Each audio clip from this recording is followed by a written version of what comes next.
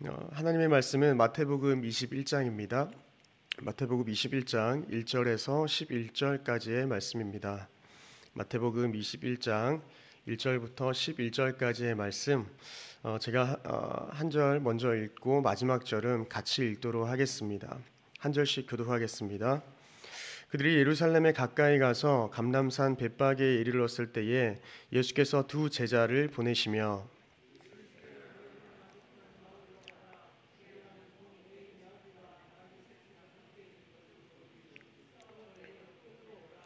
만일 누가 무슨 말을 하거든 주가 쓰시겠다 하라. 그리하면 즉시 보내리라 하시니,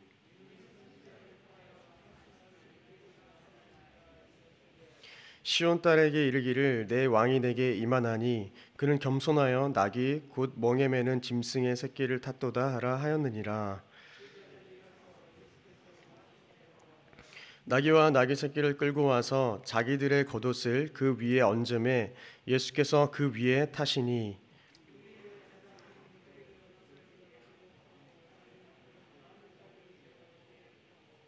앞에서 가고 뒤에서 따르는 무리가 소리 높여 이르되 호산나 다윗의 자손이여 찬송하리로다. 주의 이름으로 오시는 이여 가장 높은 곳에서 호산나 하더라.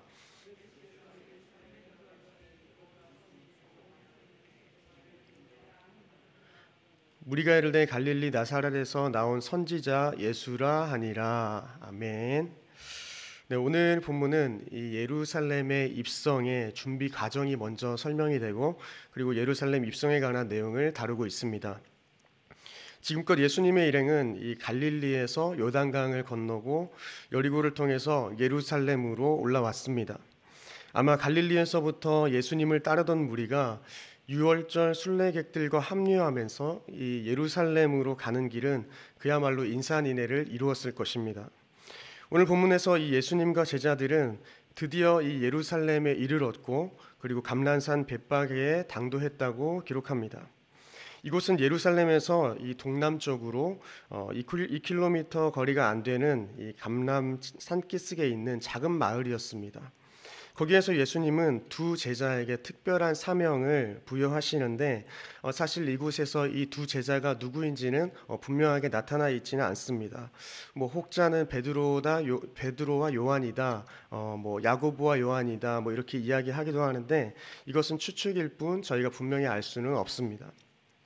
그렇다면 저희들이 집중해야 할 것은 이 두 제자에게 집중해야 할 것이 아니라, 왜 예수님께서 제자들을 보내서 나귀를 끌고 오게 하셨느냐, 그 사실에 대하여서 우리는 집중해야 하는 것입니다. 예수님은 맞은편 마을에 가면 이 메인 나귀와 그리고 나귀 새끼가 함께 있는 것을 볼 텐데, 그것을 풀어 가져오라고 이야기하신 것입니다. 상당히 구체적인 그런 지시를 하고 계신 것이죠. 당시 나귀는 짐을 그리고 사람을 운반하고 태우는 그러한 가축인데, 제자들은 왜 지금 나귀가 필요한지 아마도 의아해했을 것입니다. 특별히 마태는 이 마가와 누가와 달리 이 어미 나귀와 새끼 나귀 두 마리를 끌고 오라고 명령하는 것을 기록하고 있습니다. 만일 누군가 이 제자들의 행동에 이의를 제기했다면 그때는 이제 주가 쓰시겠다라고 이야기하라고 또한 일러주셨죠. 그렇게 하면 즉시 허락할 것이라는 것입니다. 여러분, 사실 이렇게 예수님께서 주도하시는 이 모든 일에는 중요한 신학적 의미가 담겨 있습니다.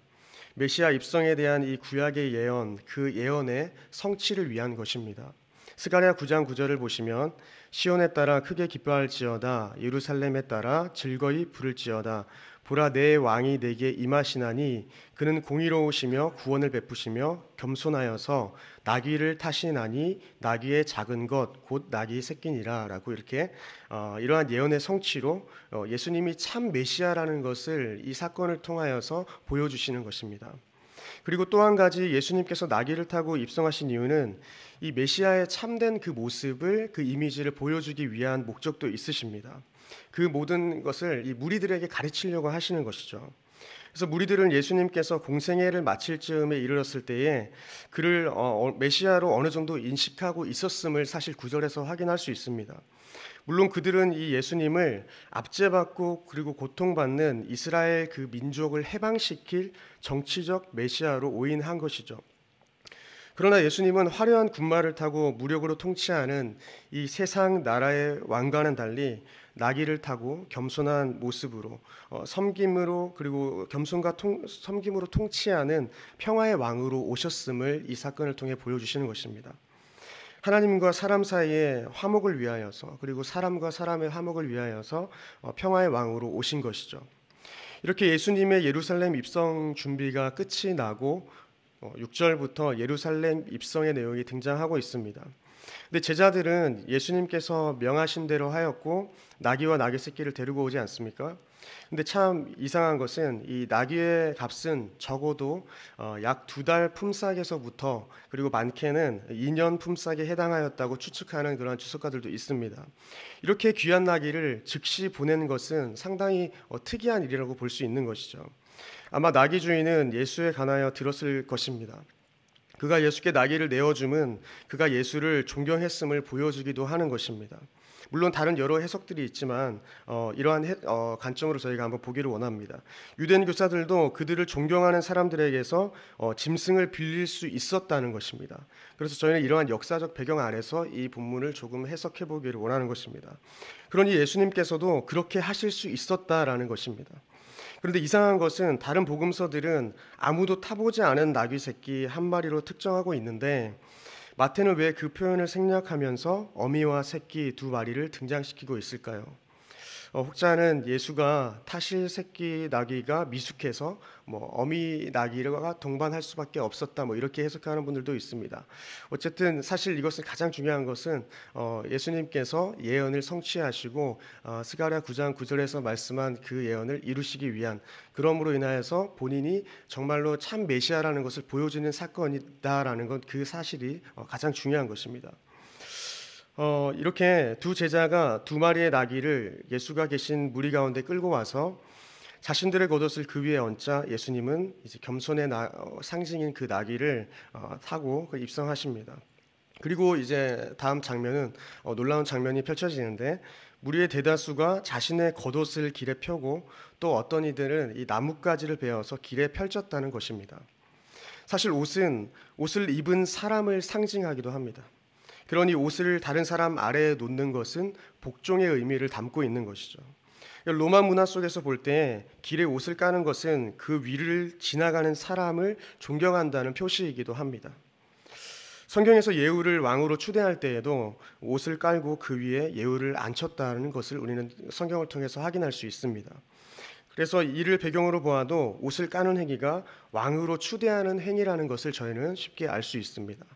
또한 나뭇가지를 길에 편 것은 이 마카비 전쟁의 승리를 연상시키는 행위인데 그들은 군사적 메시아의 기대를 반영했다라고 이해할 수 있습니다.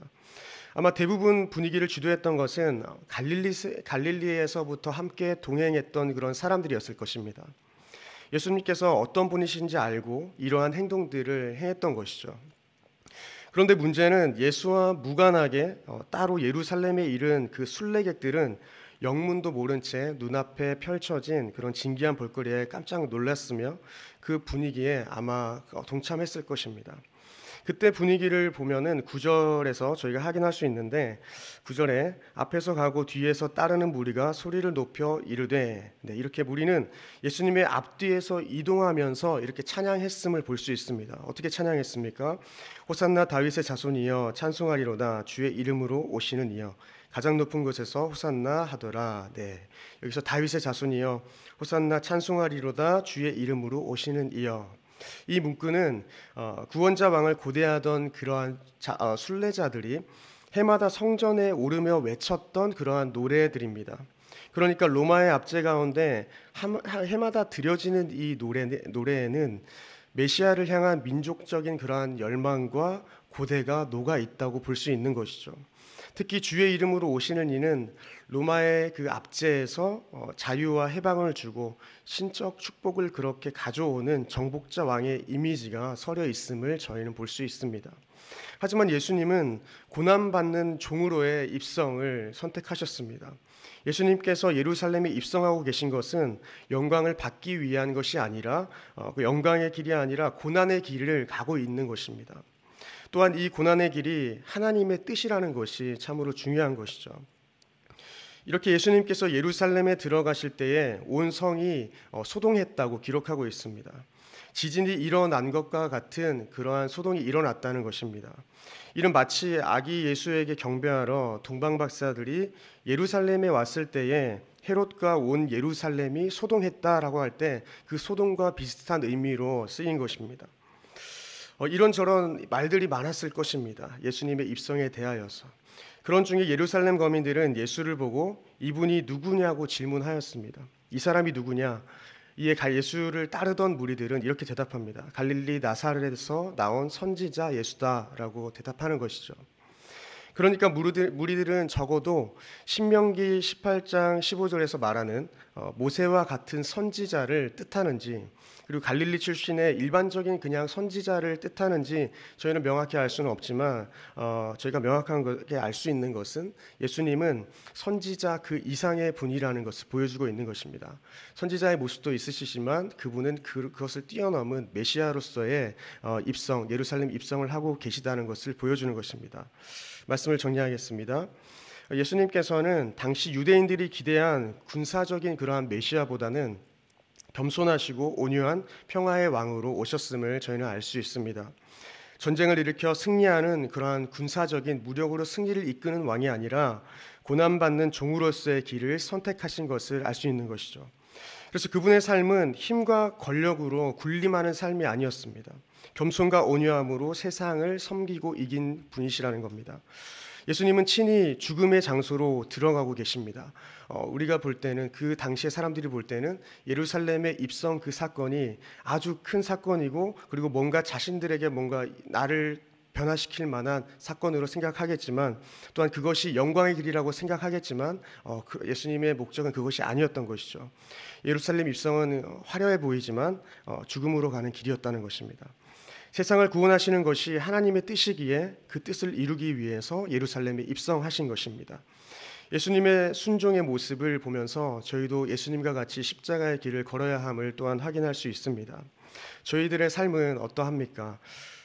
혹시 예수께서 걸어가신 길을 이해하지 못하고 세상과 동일한 것을 추구하며 저희가 살아가고 있지는 않습니까? 오늘 하루 나의 욕망을 채우기 위한 그러한 한우가 아니라 겸손의 왕, 평강의 왕으로 오신 그 예수 그리스도를 찬양하면서 그분 한 분만으로 만족하고 세상과 다른 방식으로 겸손과 온유로 나아가는 저와 여러분들 되기를 소망합니다. 기도하겠습니다.